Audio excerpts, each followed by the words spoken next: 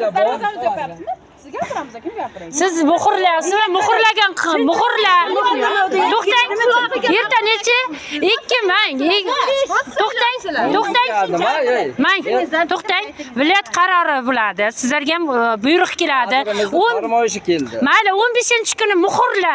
Shu yerga 10 kun havuz qilamiz degan qaror ko'rsating bo'ldi bizga. Men buni sizga aytayman. Agar darvoza yopilsa kiymaydi, mevalarimiz chirib ketadi. yonida tomonda bor. Kiymaydi odamlar. Odamlar kiymaydi odamlar. Darvoza yopilsa kiymaydi. Qani shu qaror ko'rsating, 10 kun degan qaror ko'rsating. Qonunchilikda bor. Qonunchilik emas, mana shu Fayz dehqon bozori 10 kun 15-kundan yopilsin degan. Darvoza yopiq ishda kiymaydi. Darvoza qarang, bu yerda kirmaydi. Aslan mana darvoza bitardik. 15-kuni yopilsin degan. U sizlarga ogohlantirish. Og'zaki tushuntirib bering, hozir nima qilmoqchisiz? Gapirib beryapti. Sizlarga buyruq bormi? Emchi biladi, emchi ana yopadi, panjara qiladi, svarka qiladi degan joy bormi sizlarga? Buyruq bormi? Svarka qilish, panjara qilish bormi? Magazin bizni hozir ko'chiryapmiz. Biz ko'chirmaymiz. Yo, shu buyruqni ko'rsating bizga. Bor ekan, svarka qilishga telefoniga tushirib olish kerak. Svarka panjara xalqda kirgizma degan svar anani bering bizga qaror ko'rsating bo'ldi. Yo'q, to'xtang. Ha. Kimdan chiqqan buyruq u? Lekin birinchi joyga tozalamaydi hech qachon. Bundan keyin ham emas, bizlar hozir bozorning o'zini yopamiz, mana shu odam kamchiliklar bartaraf qilish kerak. Bu Hech kimga yapasiz. xohlasin, bir kunda bajarsin. Kim bajaradi? To'xtang.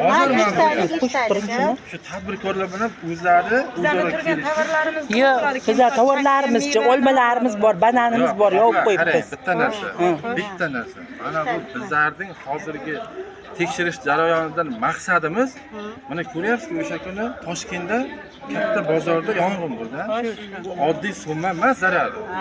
Katta summa, bitta narsa. Endi o'sha narsani bizlarda butun bir respublika joriy qilgan. Endi sizlar o'ylayapsizlarki, yo'q, MCSning bir kun kamchiligi bo'yicha bozor yopilib, yo'q, ko'chirib.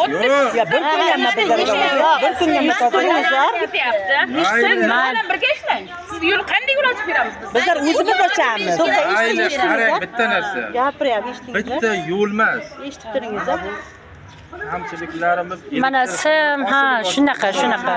Endi bitta narsani to'g'ri tushuningizlar. Bo'ldi, tushundik. Bitta narsa agar yonsa, kimga zarar?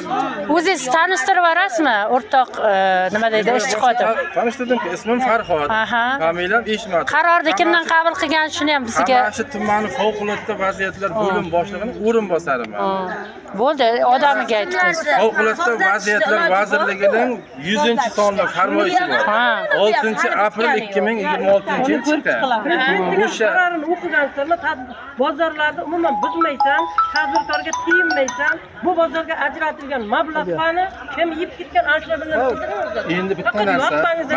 Kim yegan, kim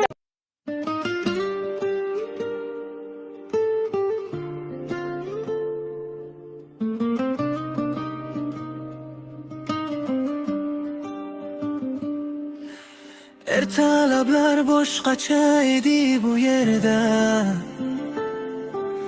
choy hillari aralash tonglarimda, kulgu shovqin hayot qaynardi har dam. Endi esa sukunat turar yurakda, qadamlarim essiz qolgan ko'chada. Kimlar keldi, kimlar ketdi ortimda. Bir eshik yopildi asta-sekin, yurakda esa qoldi armoni. Fayz bozori, sen qayerdasan endi? Shovqinlaring quloqlarimda hamon jaranglaydi. Joy emas eding bilaman,